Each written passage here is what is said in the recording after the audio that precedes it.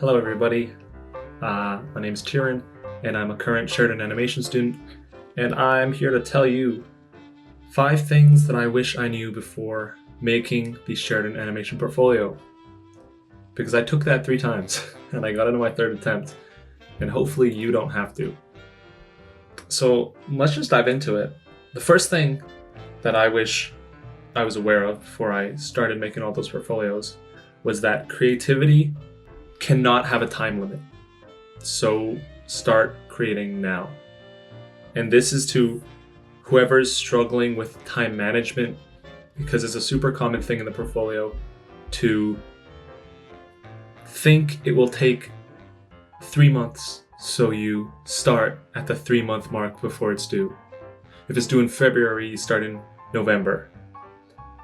And giving it 3 months is actually a pretty safe bet, but at least in my experience and people I know, you're usually starting at the 1-month mark, and you often overestimate your own ability and underestimate the difficulty of making the portfolio. So I think it's good to rely on this idea that creativity does not have a time limit. You cannot force yourself to come up with good ideas under a time constraint. It's just innately not how it is. So to be safe, you give yourself as much time as possible. If you think it's going to take 3 months, give yourself 6 months. Start at the 6-month mark. There's this quote from actually I have it right here, from The Creative Act, Way of Being, from Rick Rubin, and I think it captures this idea well. He says that instead of analyzing or predicting your work, create an open space that allows it to flow, a space so free of the normal overpacked conditions of our mind that it functions as a vacuum. Now he's talking about the idea of how to gain ideas and inspiration. And I think it resonates because the time constraint is the overpacked condition that we put ourselves under when we're trying to make a portfolio. And if you've done the portfolio before, you know that feeling of the constant pressure on your mind of needing to create output, so much so that your work actually takes a hit. You're not as creative as possible, you're not as risk-taking, and you don't create the inspirational work that obviously the portfolio requires of you. So ultimately, exploration, risk, and experimentation end up being sacrificed due to time. And that's not the recipe for a portfolio that you're going to be proud of handing in. So my advice would be to myself, start sooner. Start now. Start before you think you have to. The first year I applied, I started maybe a month before, and ultimately did like half the work a week before. The second time I applied, I started like 3 months before, and again finished half the work a week before. Bad time management. And the third time I applied, I started like 5 months before. I was working on it most of the year, and I actually finished most of the work 2 weeks before it was done. I was actually working with Garth, so he kept me on track. So yeah, creativity does not have a time limit, so don't put yourself under that time limit when you're trying to make good work. That's number 1. Number 2, don't make just one perfectly. Make 5 badly. This speaks to this. There's this idea in the book Art and Fear by Ted Orland that, I'll tell you the story. There's a pottery teacher has 2 classes. At the beginning of the term, he tells class A that their entire assignment this term is to make the best clay pot possible. In class B, he tells that their assignment is to make as many clay pots as possible. So one group needs to make the highest quality, the other has to make the highest quantity. By the end of the term, what the teacher found was that every single one of the best clay pots in the class was created by the class of quantity. Now you'd think, of course, the people who are trying to make the best clay pots, and that's their goal, would make the best clay pots. But the opposite was true. The people who just made as many pots as possible were the ones who actually ended up reaching the highest level. And it's kind of, you wouldn't expect such a thing, but you gain so much more knowledge from simply repeating the process over and over than you do by aiming to create the best thing possible. This speaks to another idea where you don't strive for the highest ceiling possible, you strive to raise your floor, the worst output you can make. This is where practicing the fundamentals is so crucial, because you're not going to create the prettiest work possible, but you're going to reduce the gap between the best thing you can make and the worst thing you tend to make, because you're improving the fundamentals. So the floor is just rising slowly, and that's ultimately going to dictate your real growth. You know, the idea that like you're only as fast as the slowest member in your group. You're only as good as the worst skill you have in art, right? You're not going to go so far if you're amazing at character design but don't understand perspective, because you're limiting yourself. So yeah, don't make just one perfectly. Make 5 badly. And this is advice that relates directly to the portfolio, as in when I was getting in, you'd go, okay, I have a whole year I failed. Next year, I have a whole year to make one more portfolio. I'm going to make the best portfolio possible. And what you tend to do is, because you only have to make one, you waste the first 6 months because you go, oh, portfolio doesn't take that long. And that mentality is already putting you in a box of, I get one shot, I get one try, I'm going to make it the best possible. And I find that didn't help me grow that much. On the third attempt, it was just make as many individual parts of the portfolio as possible. Make many character turnarounds, make many layouts, make many figure drawings, make many hand poses. By the end of it, you can judge your best ones. You know, it's the same way you approach figure drawing. When you're trying to get your best figures possible, you don't go, this figure is going to be my best 2 minutes. You draw an immense amount of 2-minute drawings and then pick your best one. All you have to do is rid yourself of the notion of perfectionism and go towards output. Raw output will eventually beat out desired greatness over time. So that's number 2. Number 3, highly correlated to number 2, is get rid of your perfectionism now. It does not help you.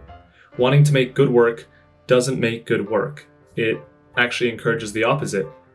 It encourages less risk-taking and more time spent on less quantity.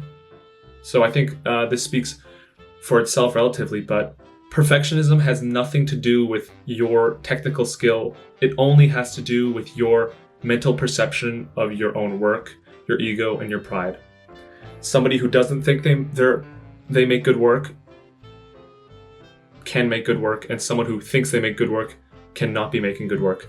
Perfectionism, all it is in my experience, a deceiver. I don't think it's helped anybody on their art journey to be a perfectionist. That's not to say you shouldn't have high standards. That's not to say you shouldn't strive to make great work. But perfectionism is this idea of, I'm not going to move on until this one is perfect. And unfortunately with art, you're never going to get there. So it's linked to being the type of person who wants to make the best work possible instead of making the most work possible. Something that helped me a lot in my previous year applying Sheridan to combat perfectionism is as simple as these 2 things right here. I used to draw with a pencil all the time. And what a pencil does, it allows you to make mistakes and fix them constantly, to the point where you never finish a piece because it's never going to be good enough. So you're just constantly iterating. Now use a pen, and you have no choice but to acknowledge your mistakes and move on, because the pen does not erase and the pen does not lie about any of the lines you make. If you don't know form, the pen will show you. If you don't know form, the pencil will let you beat around the bush and never really truly know your weakness. So if you want to fix that today, switch to a pen. The 4th thing that I wish I knew before all those portfolios was prioritize understanding form. Out of any art skill, prioritize understanding form. This is what drawing is. The translation of 3-dimensionality onto a 2-dimensional plane. If you know how to do this, it will make every other facet of the portfolio easier. Peter Hahn is known as one of the pioneers of imaginative drawing with pen and the course on dynamic sketching, which is all about drawing fundamentals, essentially.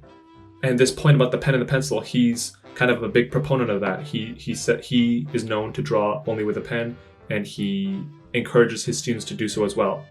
And the reason for that is it encourages clarity. It encourages finding holes in your skills.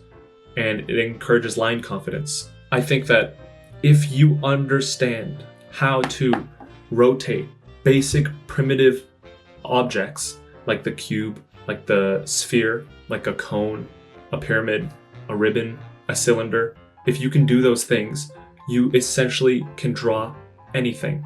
So much of the struggle in the early years of drawing and in making the portfolio for the first time is not just grappling with the design fundamentals like proportions or character design or composition. It's not grappling with those things as much as it is grappling purely with the ability to draw what you're imagining, which is form.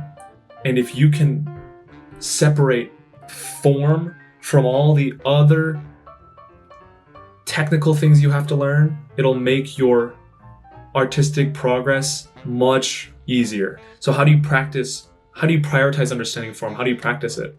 Well, the shapes, there's 7 basic forms, and if you can learn how to rotate them all in your head, then you're on your way to drawing like the draftsmen like Kim Jung-gi and Peter Han and Tom Fox, these people who've essentially mastered draftsmanship. And draftsmanship, there's a reason that these people often start out in animation and go into fields like concept art and product design and TV. Understanding form is the base skill for visual communication. And of course, that's applicable not just to animation, but everything. For any need that translates 3D form into 2D paper, they can do that. So my point is that it is the most base skill that is the most widely applicable for anything you need to learn in art. So prioritize that and you'll find everything else becomes easier. And finally, number 5, the last thing I wish I knew, trust yourself less. As the 2023 portfolio storyboard prompt said, it's better to be safe than sorry. So trust yourself less. Ask for help even when you don't think you need it, because you cannot see what you don't know. And this is one of those things that's not a technical skill. It's not something you could draw better. It's a mental blockade of, again, pride, where oftentimes, and I say this because I did this, you kind of trick yourself into thinking you're good enough to get in, or that you're safe and you don't need help, because finding out you need help kind of stings. You're like, oh man, I'm not as good as I thought I was, or I don't know. Of course, taking criticism can impact your pride, but in the long run, it's much better for your growth and for your goals to ask people, hey, am I doing this right? So find somebody you trust in the field of art. Talk to Garth, the animation tutor. Talk to Sheridan students. In my experience, they've always been open to give advice, and I did when I was applying. And it is much better to be safe than sorry and think that what you might know could be untrue. So cross-reference with other artists.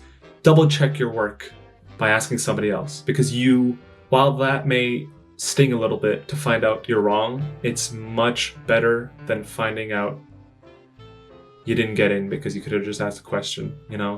You often hear this where it's like, you don't want to be the stupidest person in the room, but you don't want to be the smartest person in the room, because that means you're not going to grow.